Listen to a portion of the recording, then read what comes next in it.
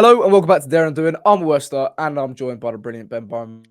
Ben, fucking got bent Troy Parrott over last night, did you? Yeah, me? What, me personally? Yeah, mate. He was quite quiet, wasn't he? Gave him a bit of Big Ben. Whoa. I Mate. fucking love it, mate. Three Did you wins see out. Billy T on Twitter? It was like the person that wrote the Europa League anthem. It was like that when he's writing and it With the fire. Yeah. Billy T, don't come from my fucking brand, all right? I know you're like the OG in Spurs Twitter, but there's one Donny who does the Europa League shit round here. That's me. Mate, I love it whenever you like put in like the replies, and it's like just you like singing the anthem.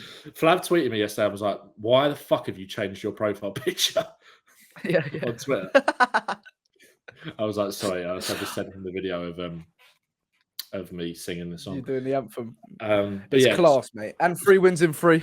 Yeah, 100 likes on the podcast, and the next Europa League episode we'll do, I'll sing the whole thing at the start of the pod. What, from start to finish? The whole 3.5 minutes. We'll cover it. I'll be on like the music. What music did I use for it? I can't even remember. What, like, as in what? Like a trumpet? I don't think it's a trumpet. Tell you what, that's what the trumpet bloke needs to do before the game. Because they did it again last night. So, but last night, I got a bit of a rant as well about last night. I forgot to when the season ticket window went on sale for this game to buy your seat, I forgot to do it. I think it was the weekend of like Man United, and I just forgot. I was busy with work and stuff. I was like, oh fuck, I've not bought my Alkmaar ticket. So in the members sale, I was like, oh, my ticket's still there.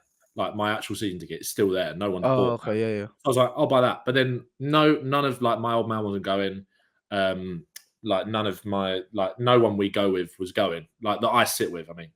So I was like, oh, I'll go somewhere else. So I went in the South Stand and I mistakenly bought a ticket in the middle section of the South Stand, like the 1882 bit where everybody sits down. And I didn't realise I bought it that like high up. I thought I was in safe standing. I just sort of like, oh, that's right in the middle. Bash, get that. I was fucking next to the trumpet geezer. Literally where he is on that little podium. I was like 2 seats from him in that middle bit. But that's what I was going to say about the trumpet bloke is that, do you know, it happened in the Carabao game. Do you remember? They're not actually allowed to play. All you could see was the actual trumpet. They weren't allowed to play it in this like through the speakers. Oh, so he is playing it. So you're next to him. He is actually playing it. But it's just not microphoned. Yeah, in the Europa League games, they're not allowed to put it over the speakers, basically. That was my issue. I remember because what I was going to say was he should just play the Europa League anthem on that trumpet instead of when the Spurs. But my issue with is, and I want to shout out Return of the Shelf because they have got, I was saying this to my mate after the game last night, they have got such a fucking thankless task when it comes to trying to generate atmosphere in that stadium and Daniel Levy has got so much blame to take for this because they put out, I'm just going to read their tweet. There was a tweet that went around last week that went kind of semi-viral on Twitter about, it was like a Wolves Man City game from a few years ago of like the atmosphere in that game at the yeah, I've seen it. And where's the tweet gone? I'll find it. Basically, the tweet was just like, honestly, why were atmospheres so much better like 5 years ago or whatever it was? No, I can't find their tweet. I was literally looking at it earlier. Sorry, bear with me 2 secs. They I can't find it. That's annoying. So this is terrible podcasting. Oh my god. Basically, they wrote this thread. Oh no, I found it. I literally just found it. So they quoted that and were like, absolutely. Tottenham instructed the architects to create the acoustically loudest stadium in the league and then didn't think about how that noise would start and who would start it. What happened was everyone headed over to the South Stand for a cheaper ticket and all of the vocal fans were spread over the Park Lane. And so this Park Lane shelf side corner from the old White Hart Lane was just gone. They try and do it now, but that was where we generated all the most atmosphere in White Hart Lane. Yeah. That's gone. Add to that, ticket prices have gone up by 20% in 2 years, a high turnover of fans, an obsession with playing really loud music, which does my head in, everywhere in the stadium right up to kickoff, and the production team managing every moment, not allowing the atmosphere to grow organically, which, again, I don't mind the trumpet geezer, but I think that's kind of what he's referring to, and I understand that. Members struggle to get tickets, and there's no members blocks like there was at the Block 35 at White Hart Lane, where you knew you'd find like-minded vocal fans, plus a drive by the clubs to get as many new fans as possible through the door every week, together with a ticketing plan that attempts to mix all fans together, which doesn't help the atmosphere. If there's absolutely no focus on atmosphere, then the atmosphere will die. Spurs, like you said, we built this stadium for it to be fucking loud. We built this wall of noise to generate like this incredible atmosphere in the South Stand, and we've done that in certain games. Big Champions League games. The Arsenal game was like goosebumps level of White Hart Lane like a few years ago, you know, 3-0. But the problem is that you've got motives like Return of the Shelf, who do so much good work, and like I said, like, it's a thankless task because there are so many factors why the atmosphere at our stadium isn't anywhere near it where it should be.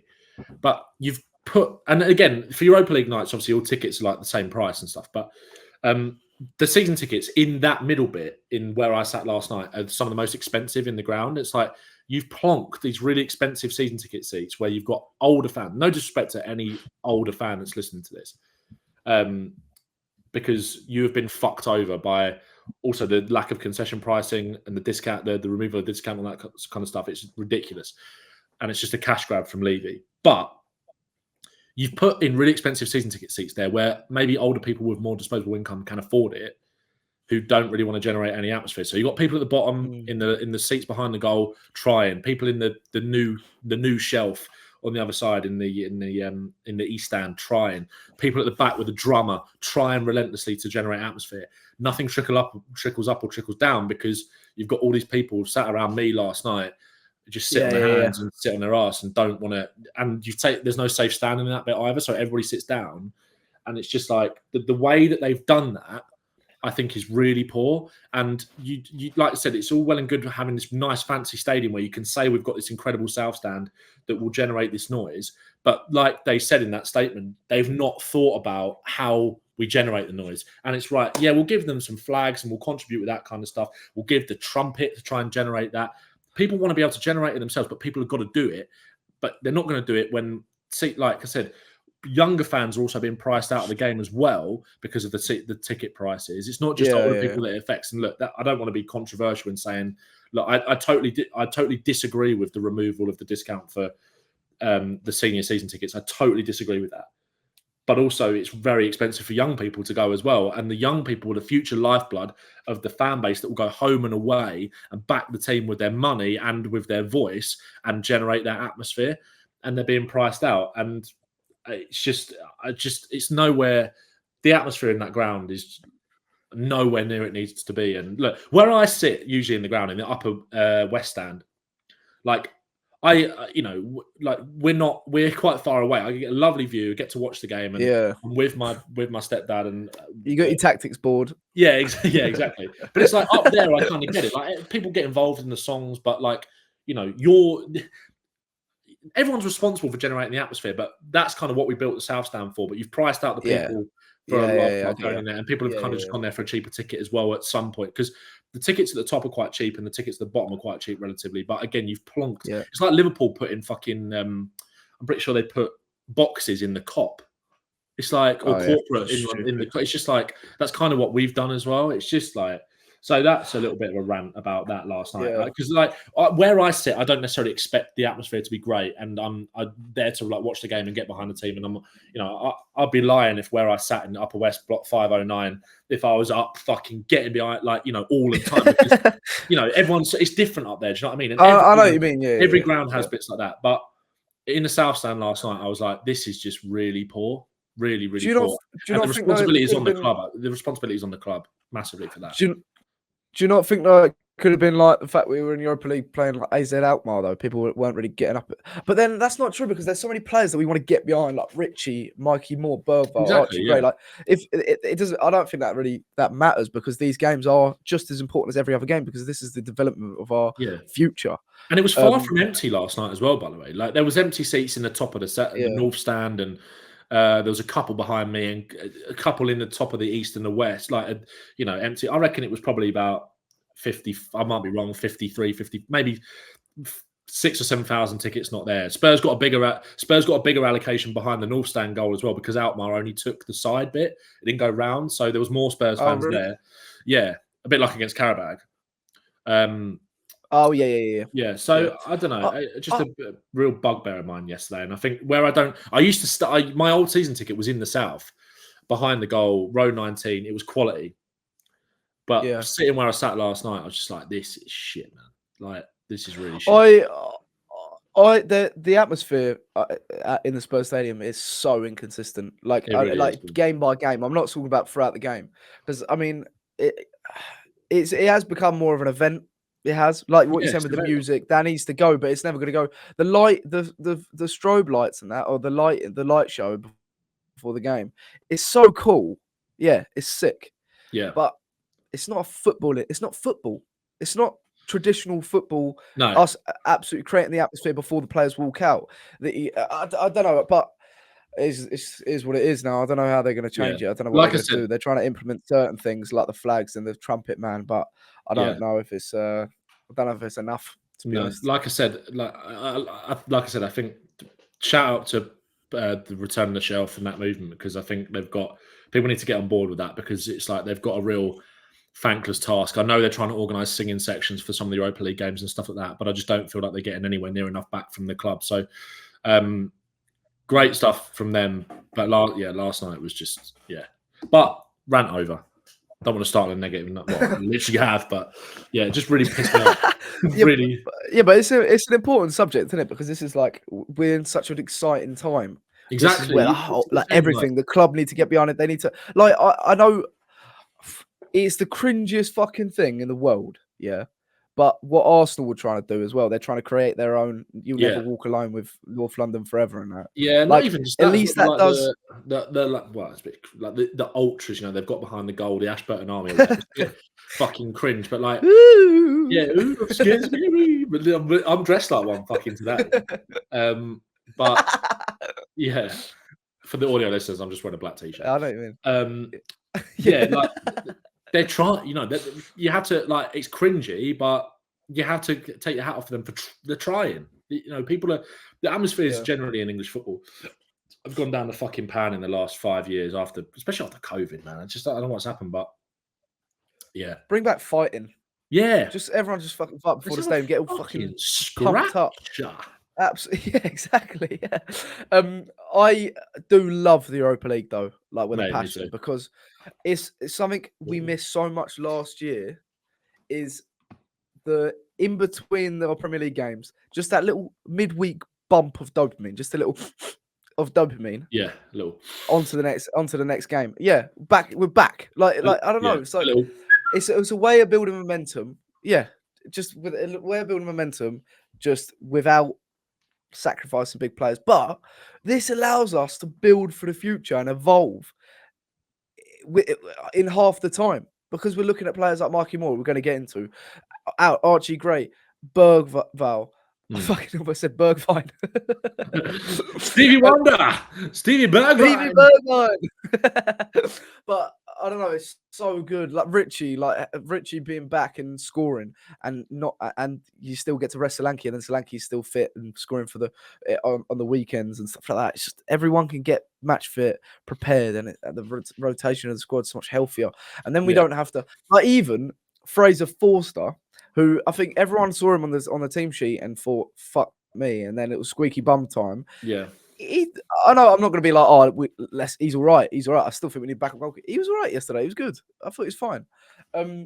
But you're letting these players get match fit, and sort of sharper, and that's going to benefit us massively as the season develops. Ben, you were there. What were you pleased about the most coming away from that stadium? Not from the obvious. Mikey Moore, really. I thought on the performance as a whole, I thought it was at times disjointed, but that's expected when you make 9 changes. Yeah. And you invariably, by doing that, you take out a lot of the players that have gotten to this point and have got us to the standard of football that we're playing so far this season. Kulusevski, Solanke, Sonny, obviously, etc. And obviously the defence, it was an entirely new defence except for a doggy. But I thought, for the most part, we controlled it. Second half, and again, not just with Mikey, but like that first 20 minutes or so of the second half, the intensity and everything just really, really upped, like the pressing, forcing them into mistakes.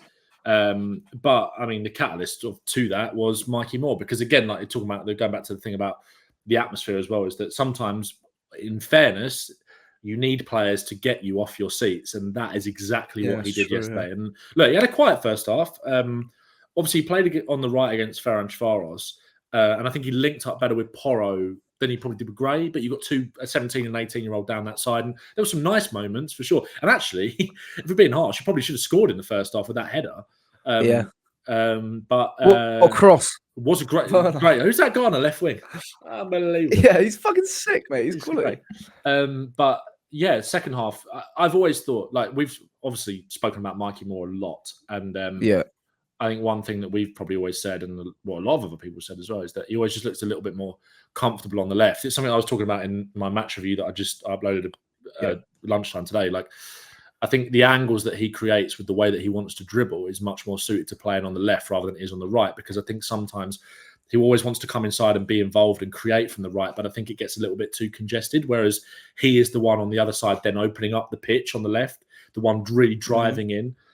Like the ball just sticks to his feet. And do you know what? Like, it comes so natural to him, doesn't it? Mate, do you know what it reminds me of? It's like, and again, it's not just because of the socks, but the strength that he's got and the velvet touch. It's like watching Grealish in a way, but a bit more exciting. Like it's someone. He's a little bit quicker, I think. Definitely, yeah. He's a little quicker bit like again, pace isn't his main asset, but he just springs forward. He's a joke, like, and with so much intensity, and it's like that fearlessness as well. You know, he's young because he's so fearless when he's with the ball, but it's so refreshing. We need that. It's his first touch a lot of the time as well that is just like it sets him going. There's so many examples last night where his touch springs him forward. It's not like, I don't know, he's not just playing safe and just like, if there's a gap to go, he will go. And I had a comment on actually, you know what, we'll save it because we'll talk about more in a bit, but that more in a bit. More in a bit. Other than more, I was pleased with a clean sheet again in the Europa League, which is good. I think after that period, maybe in the sort of 65th minute, 70th minute or so, they kind of got a little bit of control back in the game. I was really pleased with James Maddison's performance. I thought he showed a lot of leadership. Obviously pleased that Richie got a goal. Good to see Odebear come off the bench as well. Looked bright when he came on. He looked quite sharp, didn't he? Yeah, for someone who's just come back from injury. I was thinking about this. I said this in my video earlier. I was like, because someone put a tweet out. Did you see that tweet? Actually, funny enough, it was against Crystal Palace. Remember the goal that we scored last season against Palace in the second half of that game? With Sarr switches it. Pure handball. It was like, someone tweeted and was like a bit negative, being like, this is the last we saw of prime handball. It's like, I think we've scored better goals since then, to be fair. But I was like, if that goal went in from Odebear, that would have been one of the best goals we've scored under Ange, because it was like him driving into a doggy, Kulusevski little touch, and then obviously Kulusevski's involved in it. Kulusevski, what a player. And what else? It's just an all good performance, no? Like Bergvall, that was our best Bergvall performance as well, wasn't it? Really good, yeah. He really good. I thought Benton had a decent game as well. Sloppy at times. The one player that I was a little bit concerned about was Dragusin. I think he showed kind of like the good and the bad of him last night, because I just think you have to weigh up. I know it sounds mental as a centre back, but when your sole job is to defend and keep clean sheets, which is what he did. And I actually think his defending a lot of the time last night was really good. And his box defending was good in particular. A lot of good interceptions, reading of the game. Great long ball as well. Fuck me. He's got like an Alderweireld ping, hasn't he? And again, that's one thing with Madison that we'll talk about as well, about his off-the-ball movement. But on the ball, despite what I just said about his long passing, on the ball, he really worries me. And I think that I just think that, like, again, people are very quick to say, and look, maybe after the Brighton game, you could have made the argument that, is it time for him to get a chance over Christian Romero? But Christian Romero, bear in mind, like, Spurs have not taken a long goal kick all season in the Premier League. Christian Romero's got the most forward passes out of any player in the Premier League. Of course, a bit inflated because he plays as centre-back. Everything's in front of him. But a lot of the time, obviously, centre-backs play sideways to try and create angles and unlock and then build out that way. Like, he's so progressive with his passing. Whereas I just feel like when Dragusin's in those kind of situations where someone's pressing him, we saw that last night a couple of times. On the ball, he really worries me and he's quite clumsy.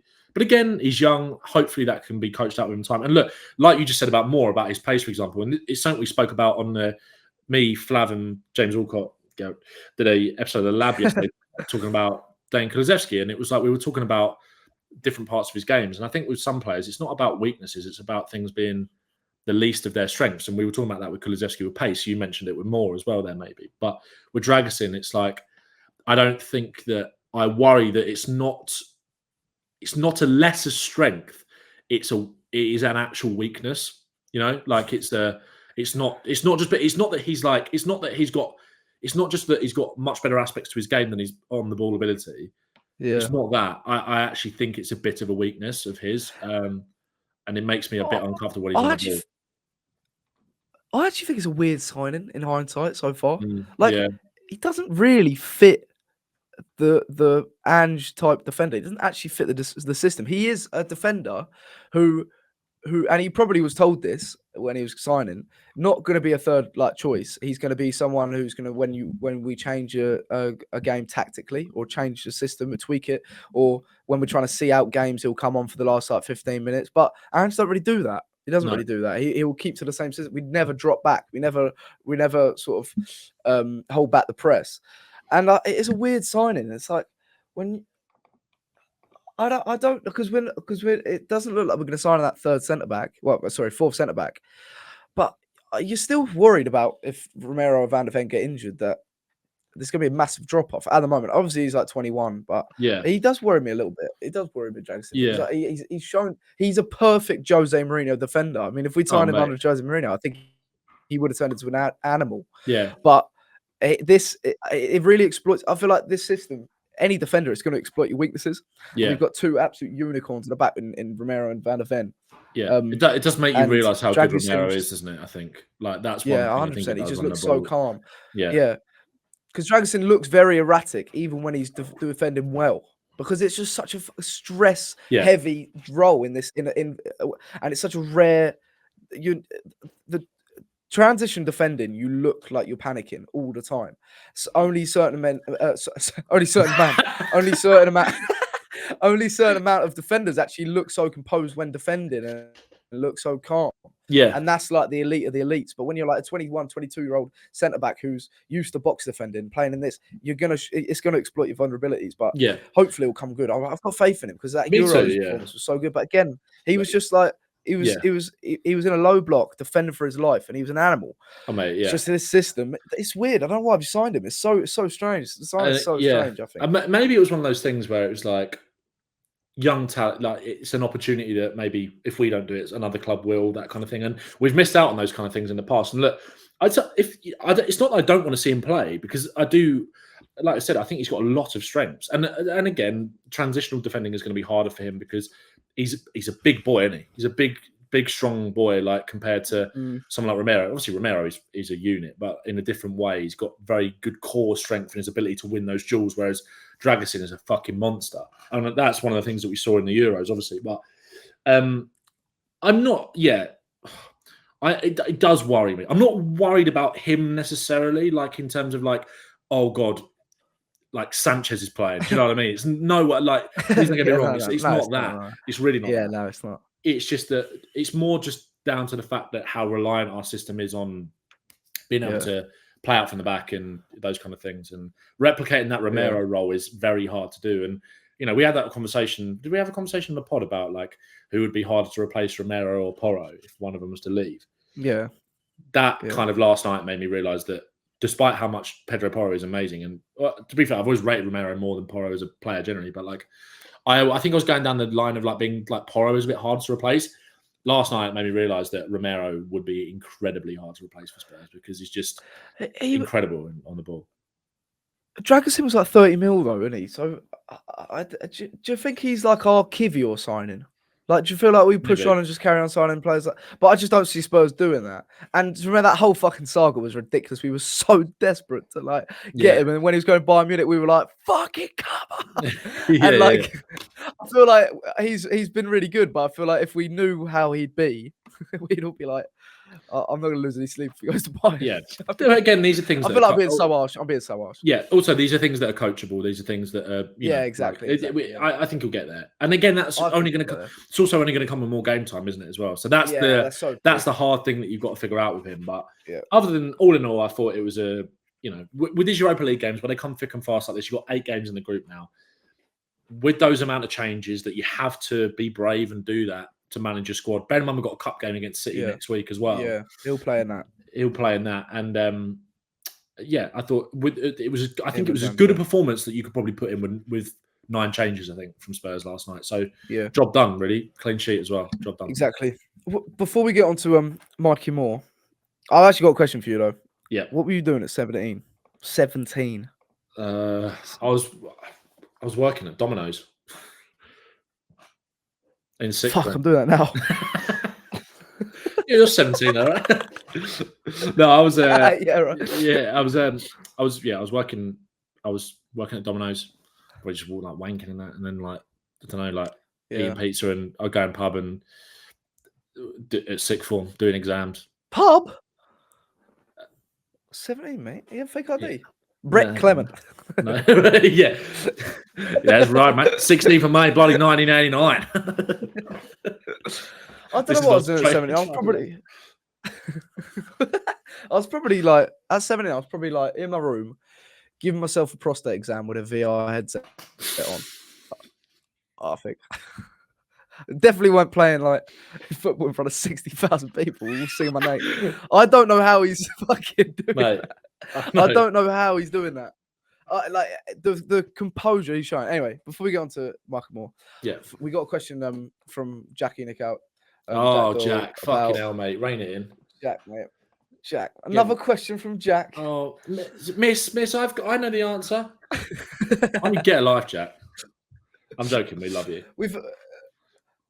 Jack, mate, keep it coming, mate. That's so Jack's basically the honorary member of this podcast, with the quality of questions that he needs to be a journalist, mate. He needs to be a journalist. Yeah. It's almost like, do you remember when the teachers were always like, I'll see you with your hand up. We're gonna go to someone else who hasn't actually hasn't answered it. Okay, Jack. All right, Jack. Yeah. Jack says, not even going to ask about Mikey Moore because he'll be discussed regardless. What do we do with Werner though? Didn't even think he was that bad last night, but there's a real pile on. Do we send him back in Jan or keep him as cover until Jan? Oh, Christ! I saw that there were reports yesterday that Spurs were potentially open to like letting him go in January, weren't they? But he's not our player, so what do we do? Do we cancel the loan? Like, how's it you can do that though, can't you? Yeah. If it's not working, or it could be like a mutual. Yeah, termination. Break clause. Yeah. Which Jack's right. Like that. I mean, the only place to really start when you talk about him is that chance that he missed. Literally, my stepdad put it in our group chat and was like, or he texted me during the game and was like, "I've seen harder back passes than that." It was just like it was, it was just like. But then again, that is him in a nutshell, isn't it? Like, great timing of the run, great anticipation of what space to get into, takes it down well. Fucking like Man United twice, the Ferencváros again, Brighton as well with that other chance. Like, you actually don't. There's in your head. There's like a 0% chance of him scoring, and when you see it's him going for a goal, you're not even excited. No, exactly. If he scored, I'd be like, "What the fuck?" Like, fucking knee slides across the kitchen. You know how like if Son goes for a goal, like, "Come on, Yeah, you know you're about to jump up, and it's going to be absolutely euphoric in about 2 seconds. Werner, basically, the difference is that if Son goes for a goal, and look, this is also slightly unfair on Werner because you're comparing him to the best one-on-one finisher probably I've ever fucking seen in my life in Sonny. But when Sonny goes.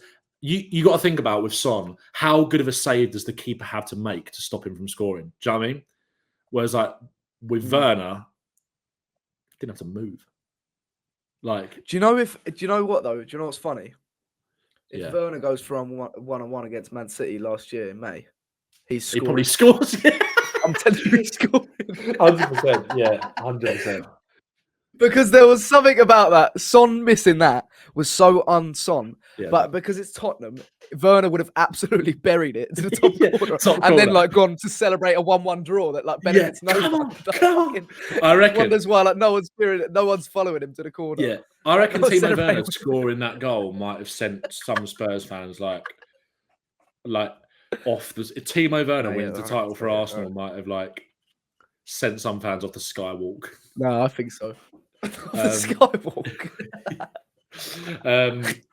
But no, yeah, it's just it just summed him up. It was him in a nutshell. And again, Jack's right.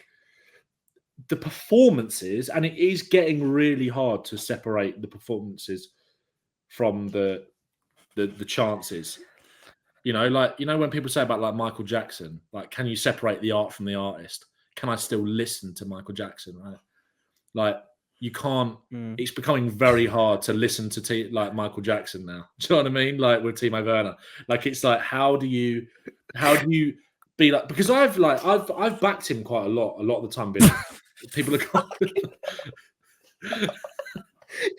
Welcome to the Daring and Doing podcast. Ben's just fucking compared Timo Werner to a paedophile. But do you know what I mean? Do you know what I mean? It's you can't separate the you can't allegedly exactly. You can't Werner's performances, if you take those chances away, have actually been okay. That's what I'm trying to say. But you can't keep defending the missed chances now. You can't keep saying whereas last season, it's he might miss a chance, but it's look at what else he's doing. Look at how he's getting upside the pitch, getting in behind, driving at the fullbacks, getting crosses in. Now it's it's becoming indefensible, and not to the point where I don't. It's not it's not I don't want him to do well. It's not that I hate him. I'm not. I don't have an agenda against Werner or anything like that. It's frustrating me because it's actively harming the team now. Yeah, no, that sounds really harsh, but it's true. It's how many more one-on-one chances can you miss? Spurs have created so many good chances this season, and it's the reason why we've got the highest XG in the Premier League. We've scored more goals than anybody else, joint with City, I think now, and created more open play chances than anybody. We are creating such good goal scoring opportunities. You can't keep doing this. Yeah, you can't. And the problem was, and Travis said it at half time. The problem is last night is that so much of Spurs' build-up was going down that left-hand side. So Werner is seeing so much of the ball. That's why the change was so obvious. I tweeted at half-time, I was like, you either need to get Odebear on or just move more over to the left, which I preferred, and I'm glad that happened. Move more over to the left and bring Johnson on. Because they're going to be more worried about Moore, which then opens up more space for Johnson on the other side. Moore's got that one-on-one ability that Werner doesn't have. And most of our build-up is engineered down that side anyway. He might not be getting in behind in the same way, but Moore wasn't getting in behind on the otto side, whereas Werner was. So it completely shifts the dynamic. Johnson does the same thing anyway, so he gets in behind. Exactly. So it completely shifted what we were trying to do, trying to create that space for Johnson by Moore taking players out of the game, which is it's which is what was working in the first half with our build-up going down the left-hand side. But unfortunately, you've got fucking Werner there to... I don't know. I always wary about being too harsh and these kind of things. And I'm aware that I've just compared him to Michael Jackson, but I'm not comparing him to Michael Jackson. I'm just saying that the situation of separating the art from the artist versus separating the missed one-on-ones from the performances is becoming increasingly hard to defend now. I'm comparing him to Michael Jackson, mate. He has pasta and ketchup for dinner. I play a lot of Fortnite.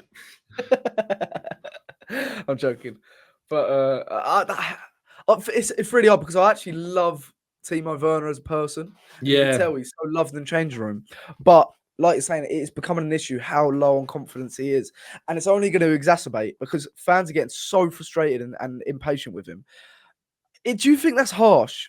Do you think fans are being harsh on him? And really, every chance he misses, it just ruminates. And people obsess over every little thing he does wrong because it's in their head that he can't finish and then there's some sort of Jack says it's pylon. Is it? Do you think we're being harsh, or do you think it's just it's getting to the point where it's overcooked. Is that right? Way to say Yeah, it? I Like get what you mean. he's past the line now of how many chances can you have? Because he was doing. Okay, I'll ask that question after because I'm just chucking loads of questions at you. Do you think it's harsh? No.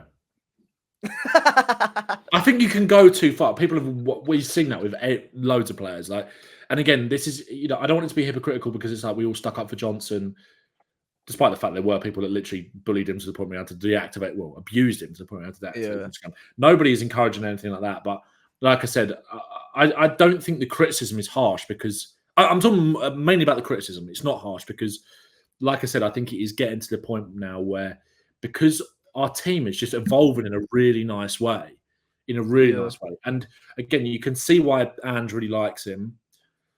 Because he does a lot of good work for the system and gets in the right positions all the fucking time.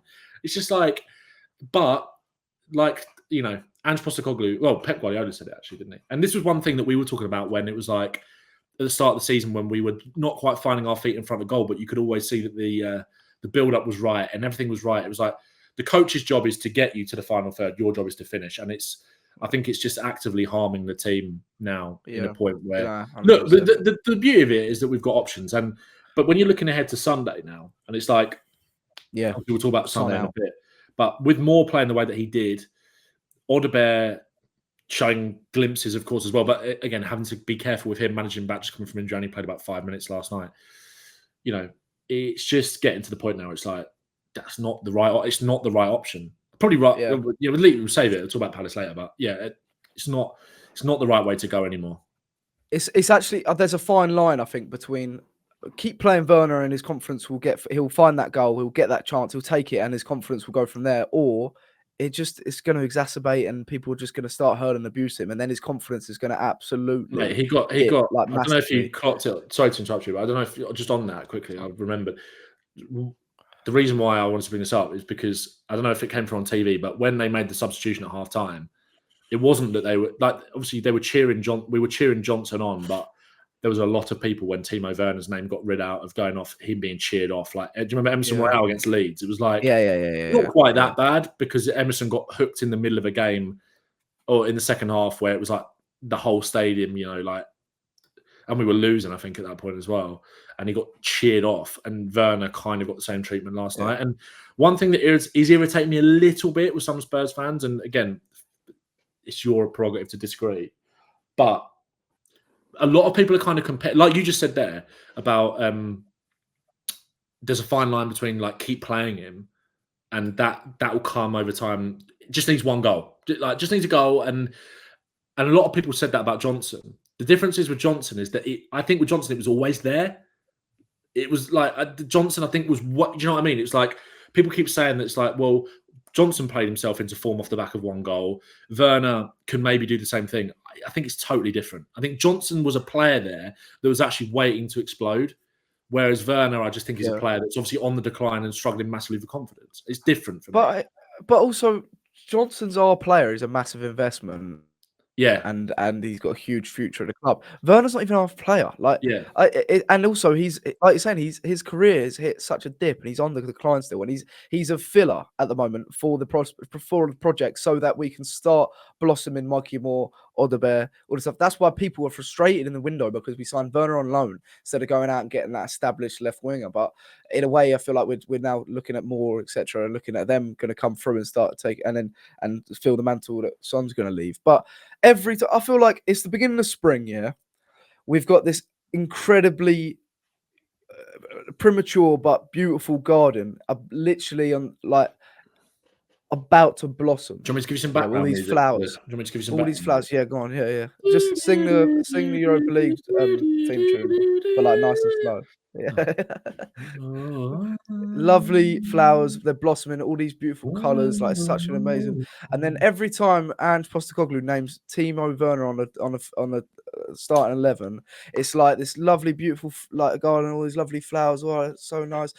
And Ange Postecoglou just pulls his pants down and takes a shit right in the middle. Big meaty shit. And yeah, and it's just steaming up, piling up right in the middle of this like beautiful garden of what could be an incredible It's like future garden. It's like a dog. That's what Werner is in the it's like a dog just cocked his leg up and just taking a piss all over the flowers. Mikey Moore, yeah, like the flowers like dying. Wilting. I know, yeah, wilting. Yeah, I just think it's getting to the point now. We've got such incredible prospects that we want to just see. It may not even be the time for them to necessarily come in and start every week, but you can't have Werner. You just can't have it. It's just a problem. Now, nothing against him as a person because he seems like a brilliant person and he's very loved. And again, you can love the person and dislike the player in a way. But as long as that don't cross over and you start giving him abuse because he's a human being. Absolutely. But he's not our player. He's not our player. So I think we need to cut ties in January. Yeah, and it's an interesting paradox. I think. Yeah, it's an interesting comparison with the Johnson and Werner thing as well, because like you said there, because he's a lone player who isn't our player, the leniency is far less because it's not an investment. But then the paradox of that is the fact that some people were far less lenient with Johnson because of the amount of money that we paid for him, because people expect to see more. So it's an interesting but most people were like what you've just said in terms of because we've invested in so much, give him time. He's our youngster. He's not a kid, but you know what I mean. I know. You'll see it, and that's what I'm saying. The difference between those two is that it's not just no two players are the same. It's not just a case of one goal changes everything. It might be for Werner, who knows? But unfortunately, I ain't got a fucking crystal ball. And if I did, I'd be a millionaire. But because I would have told you to invest your stocks in Mikey Moore to win a Ballon d'Or in 2020.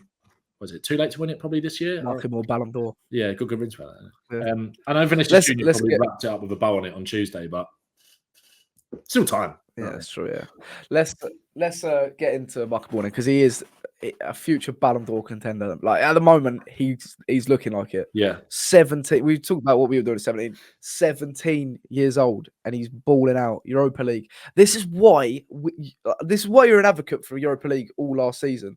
Because in Champions League, he might have been out of his depth, or not out of his depth, because I feel like he'd still take like a duck to water, but because football just comes so naturally to him. But he's just. I don't know. Europa League is the perfect level right now for him to flourish in and gain that confidence, and it's the right environment to him to come into. Same as Archie Gray, same as Bergvall, and the other youngsters, obviously Odegaard, Lancashire. But what we've spoken so many times about Mikey Moore before, with his where his future position is.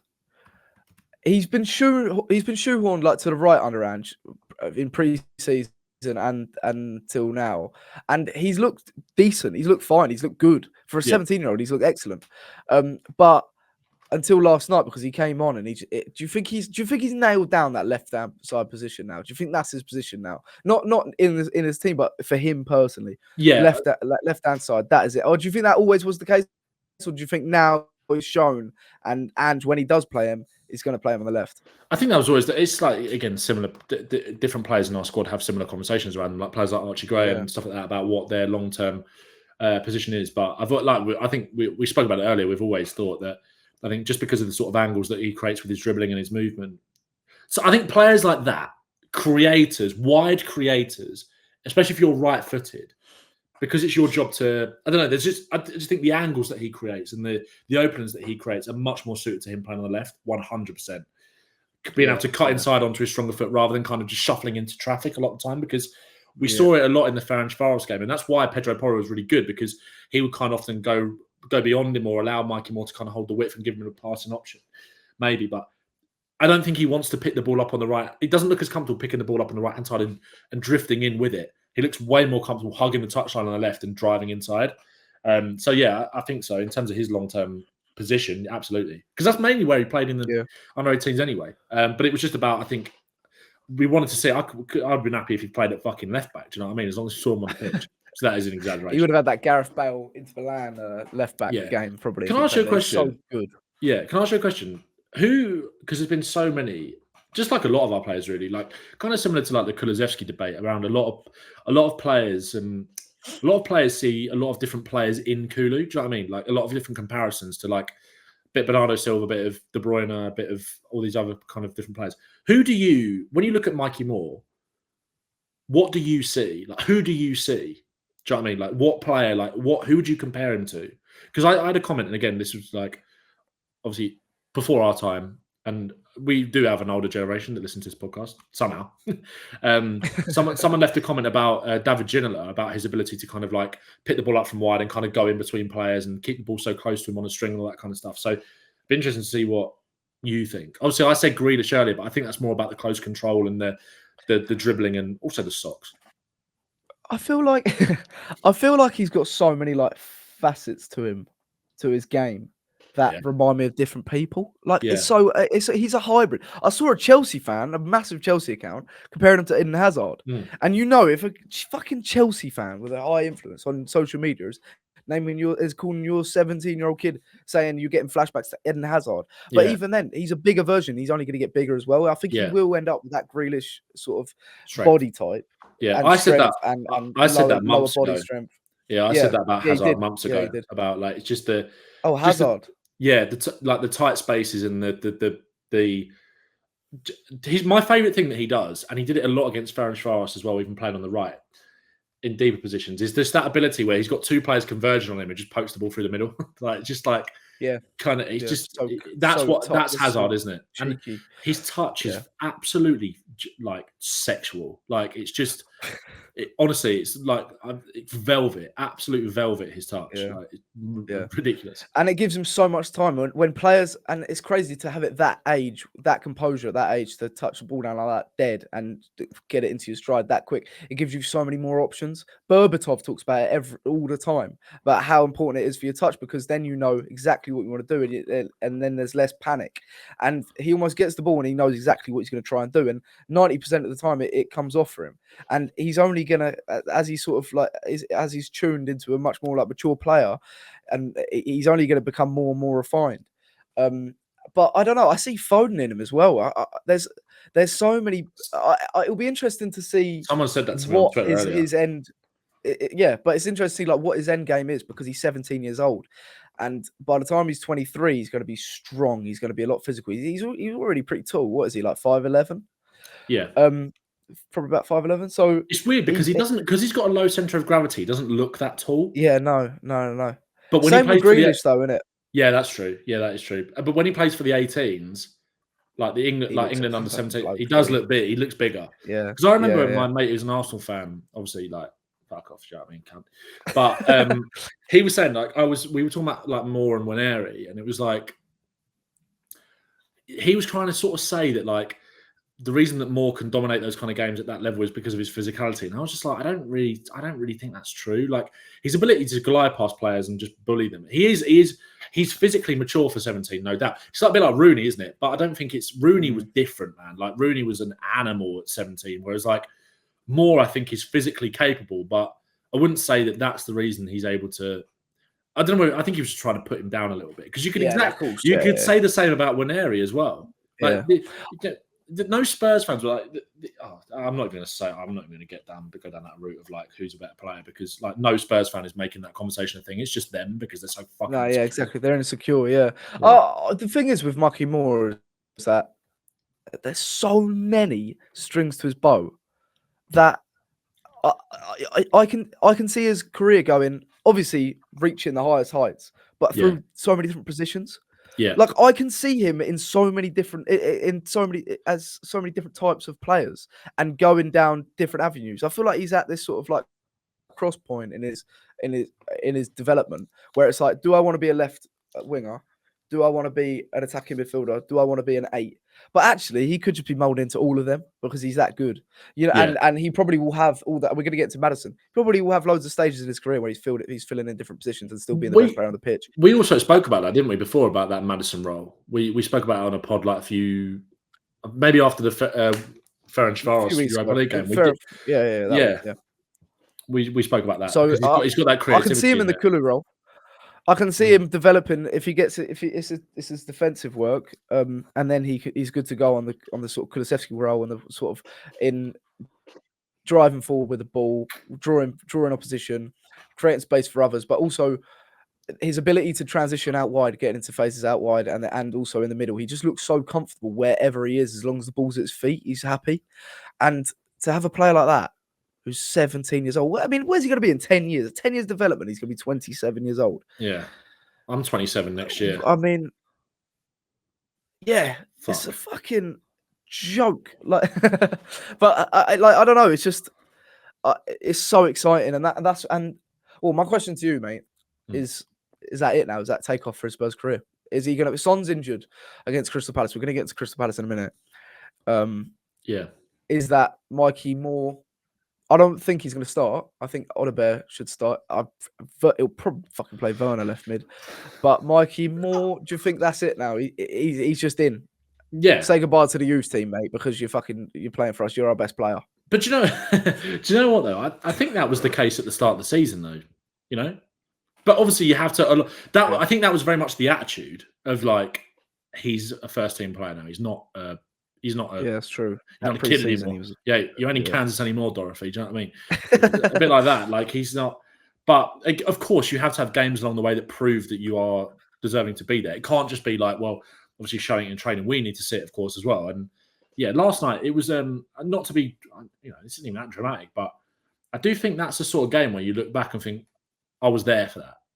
Do you know what I mean? Like it was that kind of like, or not just even being there, but like everybody I think people will remember that game as one where it was like, fuck me. Do you know that compilation that was doing the rounds on Twitter of him? I can't remember who put it up yesterday. Really good 2-minute comp. You know, it's got like 1 million views, that comp. Really? Because everyone's talking about him. Not just Spurs fans either. Like, this was the day that the world woke up to Mikey Moore. Yeah. I've seen so many United fans, like who is it? You know, HTOMUFC on the overlap. Yeah. He was just really was going on about Alice talks football. Who's a closet Spurs fan, but United fan.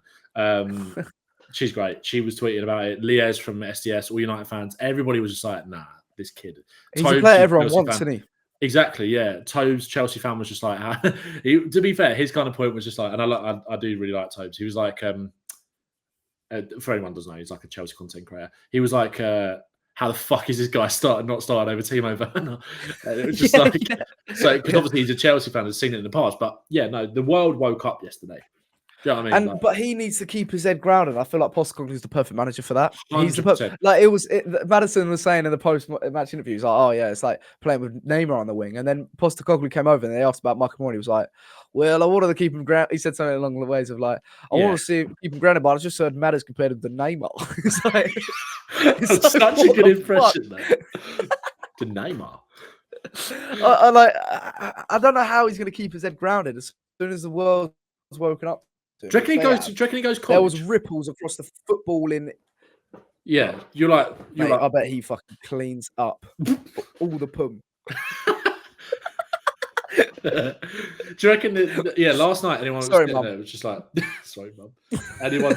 Anyone was like sitting there last night was just like, sorry, can you feel that? Why's my house shaking? Why is my house shaking? You're like, has Mikey Moore just gone past another player? There's a ripple sent across the footballing world. You can feel everyone typing or tweeting there, like everyone's just fucking at the same time. Just it's so good. And Neymar probably knows about him now. Probably. Have you seen the picture? I think Carly. I think shout out to Carly. She did you see what she did? What, the half and half of Neymar and not the No. She there was that picture that Richarlison put on Instagram the other day. Of Neymar because he come back from injury.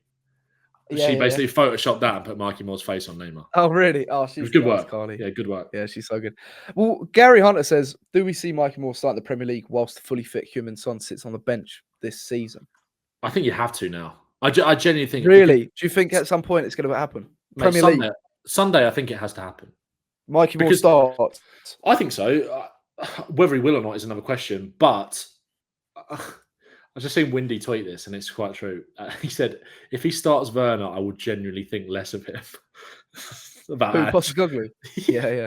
And I think we're getting there, though. We are. Yeah, but I don't want to see Werner in a Spurs shirt again. Nothing against him. Yeah, nothing against him. But sounds it, though. Yeah. Absolutely shitting on the Timo Werner name. But I think we've managed Mikey Moore really well up until this point. I think we've done it perfectly. Yeah, I think we have, yeah. But we unleashed him last night. I know that you have to be careful about young players picking up injuries, all these kind of things, but that's the same. If he gets kicked and gets injured on Sunday, that could happen to Solanke, Kulusevski, these kind of things. He's shown that he's ready to look. Crystal Palace, despite the fact they've been fucking pony this season, are better than AZ Alkmaar. But he's shown that he can do it against men and make them look silly. And that is in a team, like I said earlier, that we made 9 changes. 9 changes. And he was the one, him and Madison, who we're going to talk about in a sec, they grabbed that game. Mm-hmm. What are you going to do when you put Mikey Moore on his side that's got a Dominic Solanke who's playing really well, Johnson that's playing well, Kulusevski who's like, don't worry about Mikey, you don't have to do everything. I'm going to do it. I'll do it. Madison, I'll do it. I'll produce something. A Doggy, Porro, Van der Ven, Romero. You've got plenty of experience and quality to get you through the game. Odebear is just coming back from an injury. He only played about 5 or 6 minutes, so I don't think he's in a place to start. Great player to come off the bench, though, isn't he? Exactly. And I think he looked sharp last night. But it can't be Werner. The only other thing I wouldn't be mad about if it was Richie. I wouldn't mind it being Richie. He obviously got playing back up to the, keep playing him in fitness-wise. I think Richie can actually be all right on the left. I do genuinely think he can be all right on the left in this system.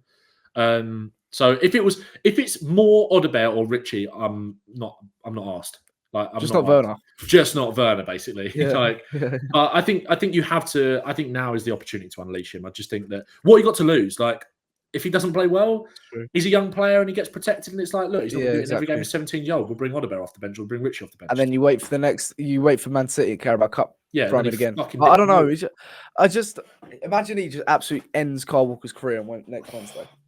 It would be poetic. We will be there. I don't know. I don't know whether he'll start him, but I feel like the world's. Would you? He's exploded. You need to. We've all exploded. Us Spurs fans. Fucking hell. Yeah. I don't know. It's like he needs to kick on now. You need to continue that momentum whilst he's so confident and keep installing that importance in him. But then he's 17 years old. How big can a 17-year-old's head get? The world talking about you. Yeah, and but look at Rooney. Look at these players. Sometimes, and waiting. Yeah, true. Sometimes they just take to it. If you're good enough, you're old enough. And look, we have to manage. And he is a throwback as well. He seems like it. And like I said, he's got a bite to him. Yeah, he seems grounded. He works hard. But you know what? I thought he was really grounded in his performance though, because I think he just kept going. He wasn't being arrogant. It was just like, well, actually, he was being arrogant, but it wasn't that he was trying things and being flashy. It was just like, I'm just going to fucking take you on. It was some of the some of those. I mean, we've already spoke about it. Some of those runs were genuinely like N'Gala Messi.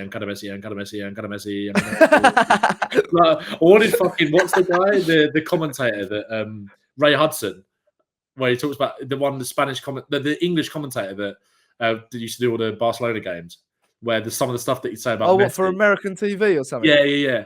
I can't remember. I wanted him last night. I know. But also the things that he's doing, his end product's insane. He finds every spot he wants to find, and I think players around him are now going to start waking up to that and be like, there's a 1% chance that he could put it in that space there, but I'm just going to attack it anyways because he probably can. And then boom, Johnson scored another one. Johnson again, ole, Solanke, Kulusevski. I don't know. It's like players are going to wake up to how precise and efficient he is on the wing, and I don't know. He could be a catalyst in our season. He could be that player. I know we're talking about him taking Son's position, not necessarily. They could definitely play together, but it's that when Son's out, it's always we got to play Werner. More Odebear, and maybe at the end of the season, we're looking at our team looking a lot stronger going forward.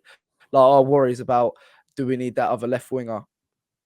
I know it's been one game to change my mind, but I've fucking changed my mind. We don't need one. We need one more player on the right, I think. Back up to Kulusevski, etc. But Mikey Moore, Odebear, they've nailed down that sort of deputies to step up in that Son position, I think. Big time.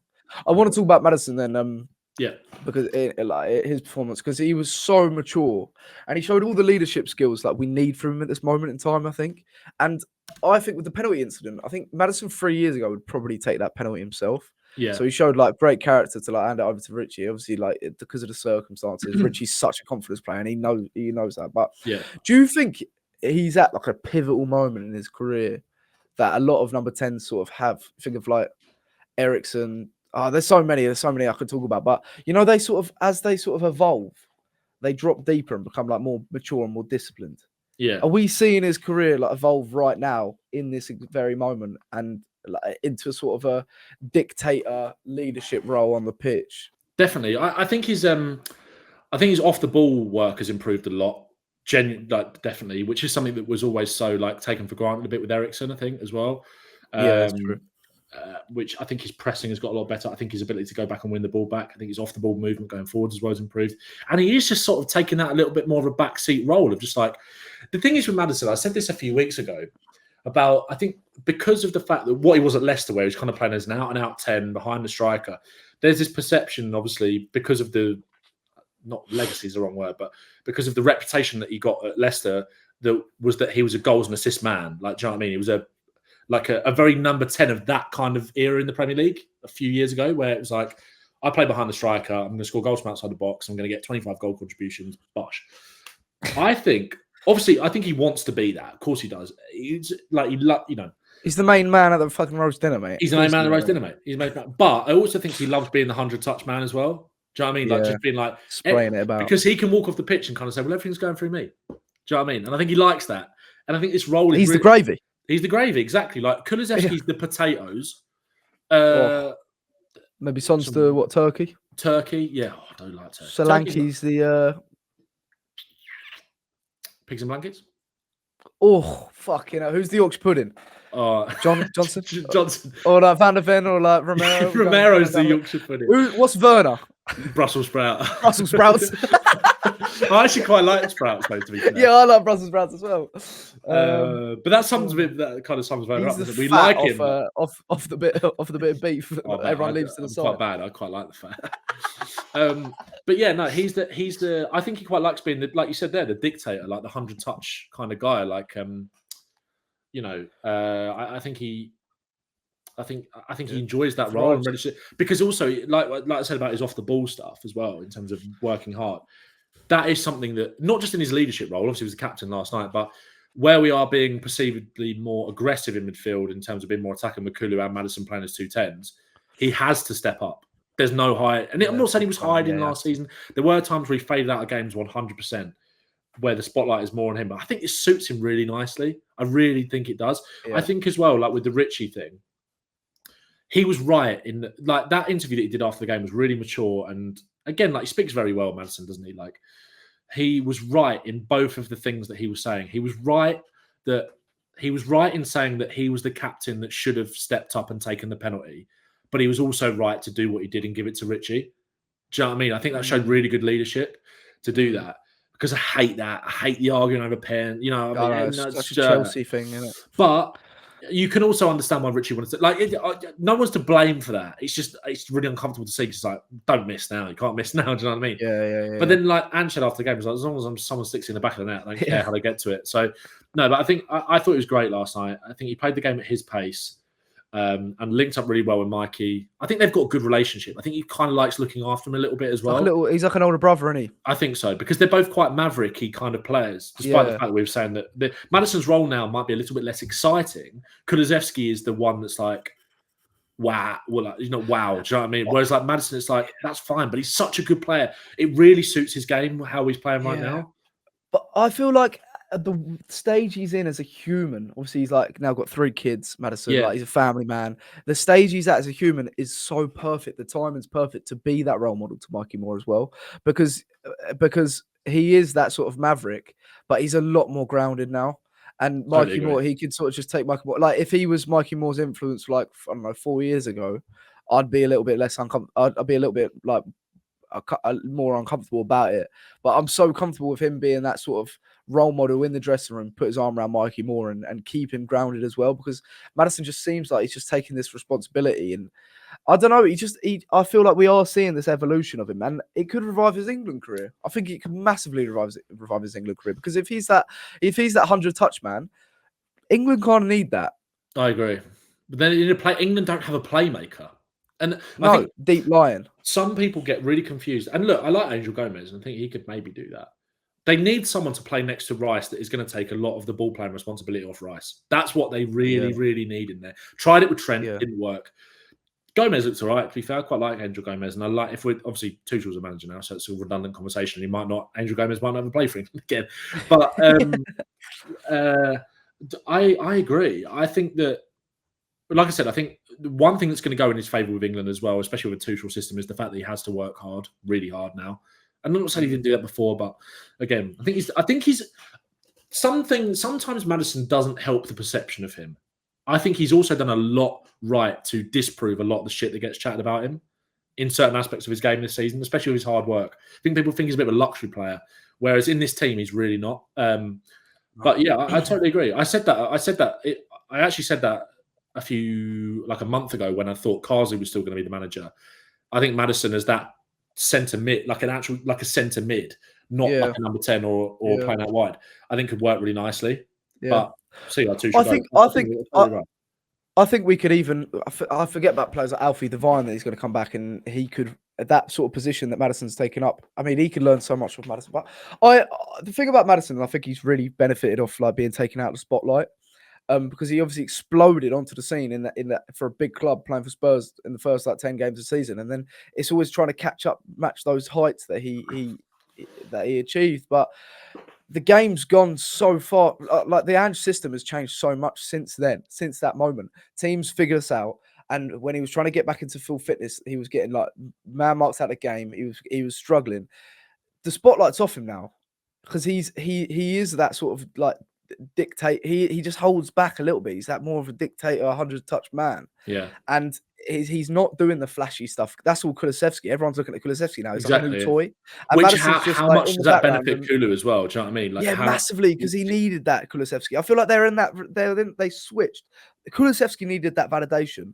Madison just needed that almost shadow to sort of thrive in. I totally agree.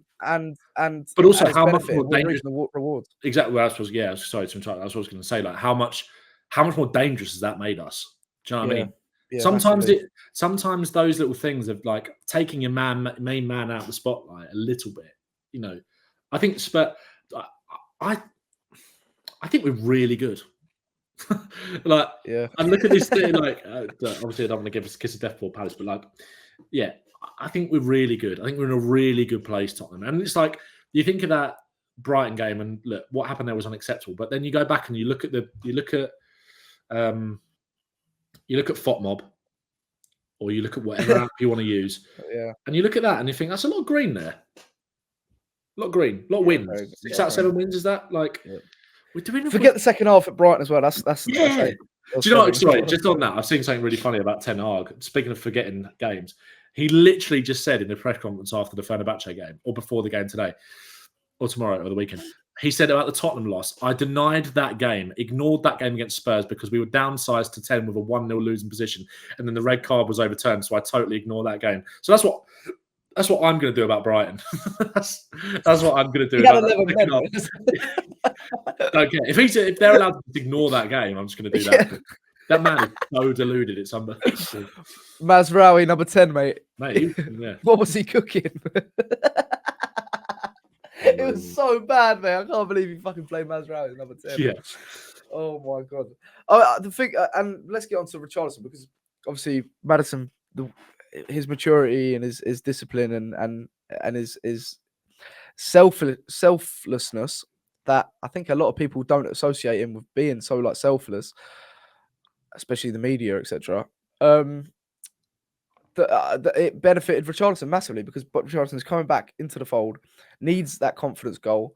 That penalty is the perfect opportunity, and I think everyone. I know he scored. If he'd missed, maybe the other way, like people were saying other things, but he scored. That's exactly what he needed. It's a perfect chance for him. That perfect opportunity for him to sort of bounce back straight back before he gets injured against Palace. So I think I don't know. I just feel like Madison in that role, that mature role, you can see everyone thriving off him, and it was epitomised with Richarlison yesterday. Yeah. Everyone's just feeling a lot more comfortable with him taking a back step. But Richarlison, how would you rate his performance yesterday? Like, what's your? Actually, we've run out of time. We all know, like, I thought he was good. I thought it was good to get up, and he's getting back into like full sharpness. We all know he can play number 9 in this system. It's just about his consistency and him staying fit. What's your expectation for him this season? And could he just make that Europa League competition like his own? I think so. Yeah, I think Richarlison's going to come into the Europa League a little bit more as well, maybe in a knockout stage where we don't change the team up so much, because I think it was probably as good a performance he could have put in with the play. Do you know what I mean? Like, kind of like we said earlier, like he's a product of the fact that we could only, I think we played as well as we can with 9 changes. And I think he did fine. Yeah. I thought it was fine. And I think he's going to grow into it again with that fitness, substitute appearances in the Premier League as well. I think he's going to be a big player for us. I do think it's just about staying fit. And when I saw him go down injured before he got subbed again, I was like, he was fine, obviously. Did he? Yeah, he sort of went down injured, didn't he? With he was fine. He was getting subbed off anyway. Solanke was coming on anyway. Oh right. He got a bit. I don't know if it was just a kick or not. He was on the floor holding his foot. Oh right, okay. So he's out for a month. 2 months. Keep him fit, and he's a big player. I have no doubt about it, like we said earlier. There's evidence to suggest that he can do it. It's not like, again, come back to this thing of just like, what you just said there about confidence goal. People might go, well, hang on a minute. Like 10 minutes ago, you said about Werner, like sometimes like about just getting 1 goal and all that. There's evidence with Richie that he can do it. Like he can. Yeah. So, same as Johnson. Yeah. Like there's evidence. So yeah, no, plus he's injury prone. Like he needs that sort of like to get back and hit the ground running straight away. We need that. We can't afford to have him sort of integrated in slowly because he's a massive part of the squad when he's fit. But it's the consistency with his fitness. That's all. There's also a lot of love for Richie. I think like being when you're in the ground, you can feel that, because I think like look, we all love Dom. Solanke's fucking quality and he's better than Richarlison. Like we know that's not a slight on Richie, but he just is a better footballer. And I think Spurs fans will really continue to grow to love him, especially when he gets a few more goals and has big moments. But there is a real love for Richarlison. Like when he scored the penalty, the reception that he got when it was him that was going to take it, the reception that he got when his name got read out, and when he got subbed off, when he got subbed on at the weekend against West Ham, like there is still a real love for him. So that's, despite everything that's kind of happened, and some fans might be like, I'm giving up this guy. Do you know what I mean? Like there's a lot of love for him, which will. I don't want to say bide him time, because he's not. I don't know. He's not under pressure, I guess. But like, I think there's an expectation he'll probably be sold in the summer, though. That's the thing. Potentially, but even still, I feel like I've really rated the way the fans have gone about him. 100%. Yeah. I mean, he's come out. He's saying he loves the club. This is his home. He's staying, which is everything you want to hear as a football fan. Yeah.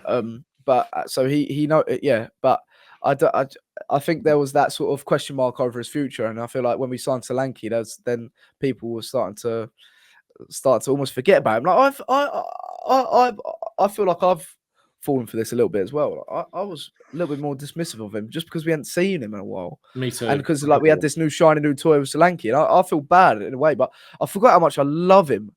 Until he fucking went down holding his head next. Van der Ven. That's hilarious, man. Saar firmed it.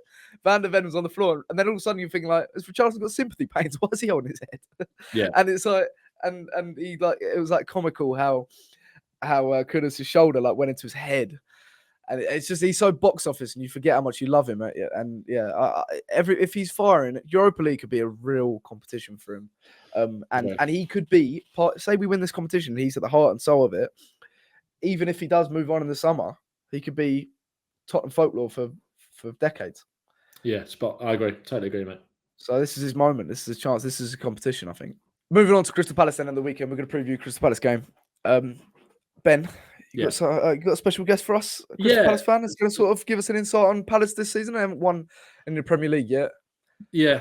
I think it's something we're going to start probably doing now a bit more on the pod as well, about kind of getting a bit more of an opposition take, because it's good to learn things. Obviously, we can all see that Palace are struggling this season, but Ollie Talk CPFC, who a lot of people probably know from TikTok, Ollie Thomas, is going to give us an insight as to why, kind of give us a bit of a preview from a Palace perspective about the game on Sunday. So take it away, Ollie. So this is Ollie giving us a little insight into Crystal Palace. Palace's start of the season obviously is like chalk and cheese compared to the end of last season. And today I was thinking about what has actually changed between then and now, because obviously our form has dropped off a cliff. First thing I'll say is that people like to pretend that, you only play teams that are on the beach at the back end of last season, which just isn't true. Yes, we beat some teams who had nothing to play for, e.g. Villa, but Newcastle only lost 2 of their last 13 games, I think, and we were one of them. Man United still competing for Europe when we beat them 4-0. Liverpool would have gone top at Anfield, would have gone top of the league when we beat them 1-0. And I was obviously watching watching us every week and we were playing really, really good football. And I went back and watched the highlights of that winning run earlier today. And after I finished crying, I think you can boil it down to a few things, right? First of all, we had 7 first-teamers who were on international duty and got to the final of their major tournament, and they all lost. 4 lads with England, 2 with Colombia, Mateta with France, right?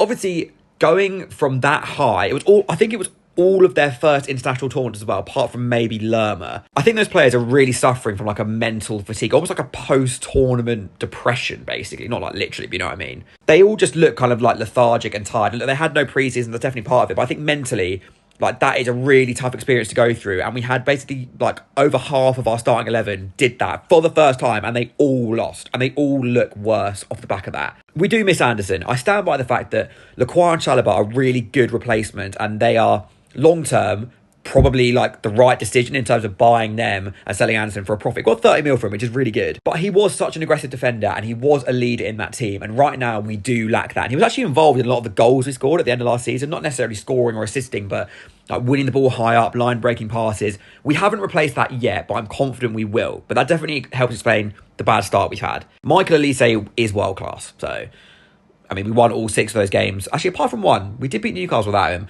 But then we had Ayew, who we've also sold. We've basically sold both of our starting right wingers and not replaced either of them, really. And you can tell, basically. Wharton is also not fit. They're saying he might need surgery, but they're not doing it. But then he's still playing. So I think Palace fans are just like, well, can he just recover or get the surgery or just carry on playing? So at the moment, we're getting nothing. And he's a shadow of the player he was last season because he's not fit. Eze's missing Olise too.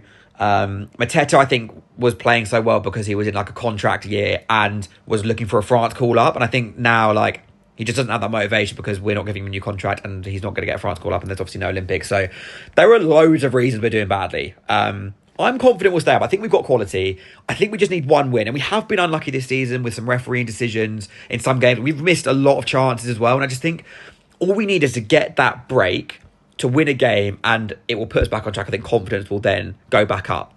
But we need to change the system first. I mean, we play with wing-backs at the moment, Munoz and Mitchell. In a wing-back system, really, like, they should be your creative outlets, like the guys who are creating chances.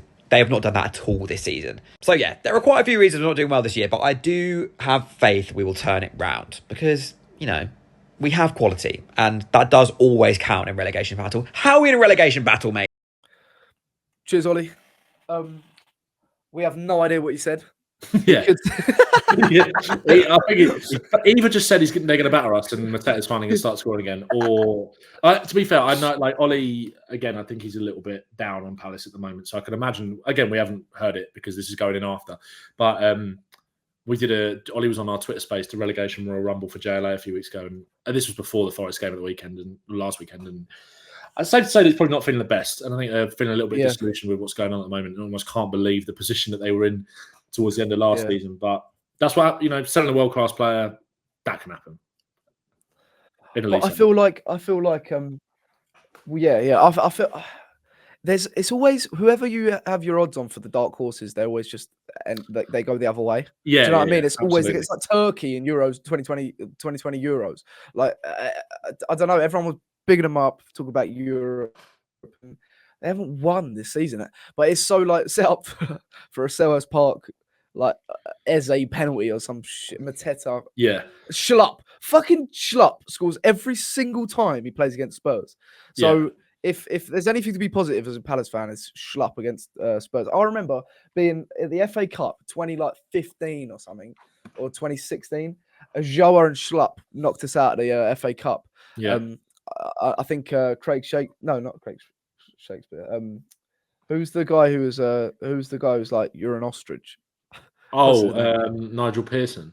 Yeah. Nigel Pearson. He was the manager. They picked us you, up. sir, are an ostrich. Yeah, got your head in the sand. But do you know what? Actually, a little bit of nostalgia. Goes 6 months back.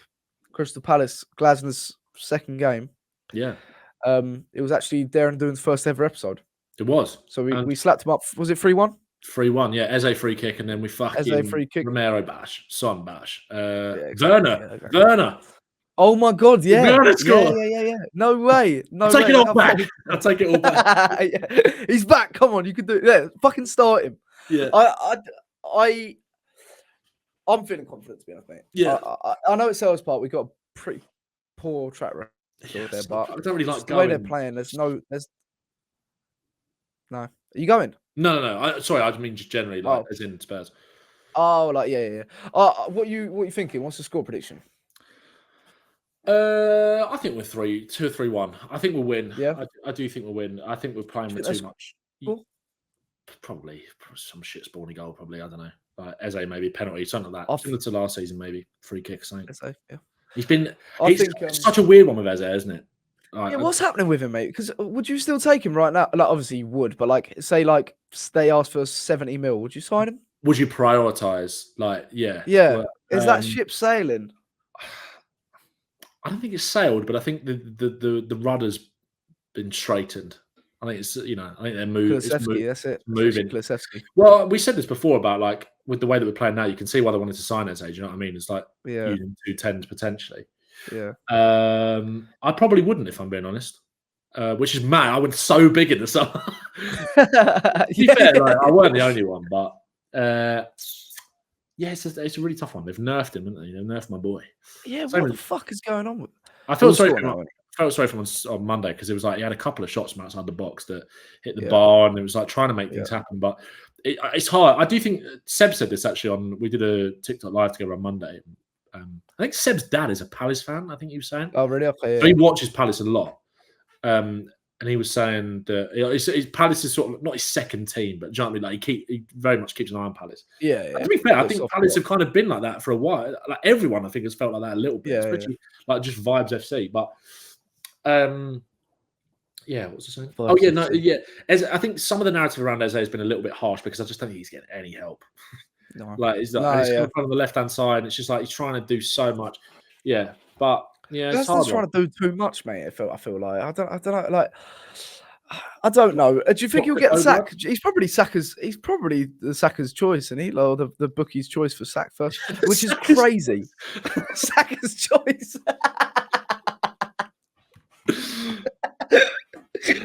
I don't. Sophie's choice. I've never seen that film. I don't know what that actually is. No, me neither. I haven't seen it. Yeah. I mean, do you reckon? Who's the board member? Is it Steve Parrish? Steve Parrish, yeah. Yeah. Do you reckon he's thinking about that fucking bid from Bayern Munich and thinking maybe, yeah. Fuck, should have cashed in, mate. Yeah. Who would they get? It's pretty hard. Who would they get if they sacked him? Oh, sorry. Allegri blood. That's all right. I don't know. I actually really don't know who they'd get. But that's the thing. Like Glasgow seemed like the perfect choice. It's crazy how they've fallen. But I don't know. A lot of these. My worry is a lot of the time we see it. It's in the script all the time. You see a struggling team trying to get their first win. Then they fall upon a game where they need to be up for it against a big team to be that catalyst in their season. That win. On a Super Sunday, it's not on Super Sunday, is it? It's not on TV, but we sort of. I feel like in a way we're either going at the perfect time or we're going at the worst time. We just don't know, but I feel like we still will go into the game with a little bit of caution because of that. We know that like this could be the game that they're proper up for, their first win. We can't let that happen. We cannot let that happen. So I think 3-0. I think Kulusevski again will be man of the match. I think Johnson will score. I think Solanke will score. Yeah. And I think Maddison will score. And I think it'll be 3-0. Yeah, I think we could swipe them away. I do think we could blow them away. Do you know what? It's such a stupid thing I've just thought about Kulusevski. But I don't know why I think this, but where it's like a really small pitch, like I don't see him being able to be as like influential. That sounds so dumb. I don't know why. Maybe I don't know. Maybe it's because there's not going to be as much space for him to run into. I don't know. Their midfield is going to be really interesting, and I'm going to do my preview on it a bit later. I kind of look into it a bit more, but like obviously Wharton's not really been playing. Do we fucking bid for Wharton in January whilst his stocks are low? Yeah, and then we turn him back. Forget Eze. Everybody thought he was. Exactly. Yeah, exactly. Because he would be insane in our system. Yeah, Decore might be out. Still, their lineup on Monday against Palace, Nottingham Forest, they are Palace. Was Kamada's been a really funny one. He's been shit. Their He'll score midfield. now. He scored against us in the Champions League a couple of seasons ago, didn't he? Frankfurt. If it's Hughes and Lerma again in midfield for them, I really think we can punish that. I really think that is then Kamada, Eze, and Ketia. He's still kind of reluctant. He sort of said he was going to go to a front two and then never did it. So maybe he does it on Sunday. Mate, I feel like that's where they went wrong. Because now they have to accommodate for this striker who's not going to take be in second place. And Mateta's confidence is gone. And I just feel like the whole is disrupted. And he also wants a massive fucking new contract, Mateta, as well. Really? Yeah. Nketiah's a funny one, isn't it? Because I think Nketiah actually, like, going to a front two would make a lot of sense with Palace. He's a fucking good at that. I actually don't. I quite like Nketiah. I think he's a decent striker. Yeah. But on his own, I'm not sure. Especially with, like, it's different at a team like Arsenal where it's like there's a lot of facilitators in that team in terms of being able to create chances and stuff. But it's relying so much on Eze to be able to provide for him. Their wing backs, they need to ditch the five at the back, I think. Even though they've got really strong centre halves, Gahey, Lacroix, and Chalobah, I think is a really good back three. But the wing backs are just not creative enough. It's just really not working for Palace. So no. I don't know. Yeah, I don't know what they can do. It's crazy. Yeah. It's too good to be true, innit? It's too like set up to be true. But I feel like we'll have to. It's 2:00 on a Sunday. We've just got to fucking go there, blow them away. I feel like we're going to play. What do you reckon? I feel like we're going to play Sarr because he didn't play. I think it'll be Madison. I think Madison. Oh, do you think Madison? Oh yeah, I don't think he'll start Sarr. I think he'll start Madison. Do you think if they play two in the middle, Sarr could be important for his legs in the middle? It could feel like they're just overwhelming. Maybe, but there's not many legs in that Palace team, is there? Lerma, Hughes. True. I think we just got to go there, get on the ball from minute one, and just pop them off the park. And that's why I think Madison has to play. Again, you know that it works off the bench with Sarr if we really need him, and it's a change that he will make. So for me, I think go and play the ball in their half. That's what Liverpool did when they went there. Liverpool were really good in the first half at Selhurst and went 1-0 up. And I think we just got to go there, play the same team as against West Ham, play what's working, obviously without Sonny. I think losing Sonny and Madison, I don't like that. I'd like it to be Madison and Moore.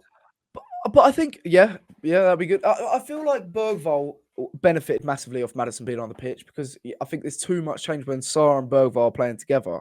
You need that sort of person to sort of put all the weight onto them and then let that youngster flourish. So actually, Madison coming in the Europa League instead of Sarr was probably the perfect thing. And that's better than Sarr and Madison coming in instead of Bergvall, because then you're looking at it thinking, where's Bergvall getting match fit? Where we know Sarr is match fit and sharp because he's on form. Yeah, and we still use him when we need him. So I think that was the right decision. Maybe that's what happened there. But yeah, so just Michael Moore starts for me. Yeah, sorry, I just burped. For me, yeah.